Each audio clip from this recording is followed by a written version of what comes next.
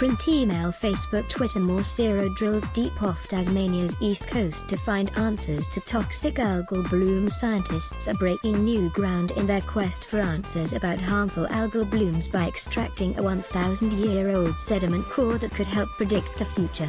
The 3-meter core was pulled from the seabed in waters just off Maria Island on Tasmania's east coast by scientists on board the CSIRO's research ship RV Investigator. Toxic algal blooms occurred off the east coast of Tasmania in 2012, 2015, 2016 and 2017, which led to a global shellfish product recall worth $23 million, said Dr. Craig Woodward, of the Australian Nuclear Science and Technology Organisation, ANSTO.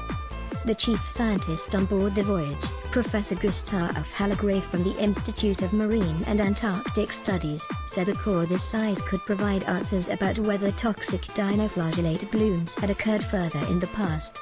In the past 6 years we have had very dense and potent blooms of toxic dinoflagellates that led to closures of the shellfish industry as well as the lobster industry and has done millions of dollars of damage, he said.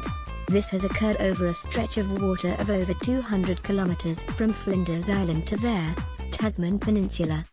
We only really know about the plankton from these waters going back to about the 1940s, we do not know what happened before.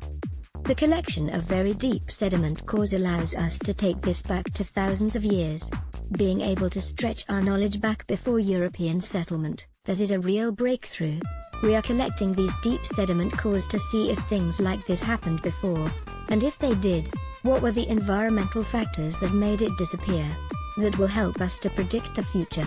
Professor Hallegrave said the sediment core probably dated from between 1,000 and 2,000 years old.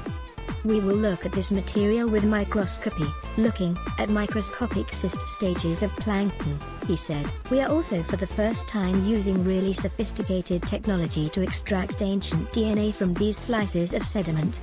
During some pilot work, we were able to retrieve 3,500 molecular sequences from just 1 centimeter of sediment. Algae geneticist Christopher Bolge said it was crucial for scientists to continue to work with the industry to find answers and solutions. We are talking about an impact on a yearly basis of anywhere up to $25 million on an industry which is probably only worth $30 million, he said. Dr. Bolge said he would examine smaller sediment cores taken at the same site for the DNA of dinoflagellates organisms, which he will attempt to revive to test their resilience to different conditions. What we are hoping to be able to do is revive living material from up to 200 years ago, he said. That will allow us to be able to experiment on the organisms from what they were like in the past, assisting us to assess the scope and range of conditions it can grow in. Dr. Woodward will use nuclear techniques and other methods to reconstruct the core's 1,000-year history.